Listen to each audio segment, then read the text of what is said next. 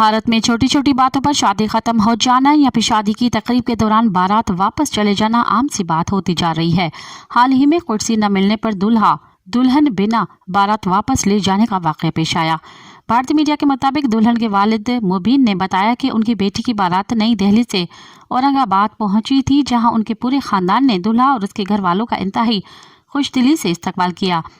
बारात पहुंचने के चंद घंटों बाद ही दुल्हा ने इस शादी को ख़त्म करने का फैसला कर लिया। दुल्हन के वालिद का कहना था कि बारात पहुंचने के बाद हर शख्स तकरीब एंजॉय कर रहा था, लेकिन इस दौरान दुल्हे की दादी और एक मेहमान के दरमियान कुर्सी पर झगड़ा शुरू हो गया।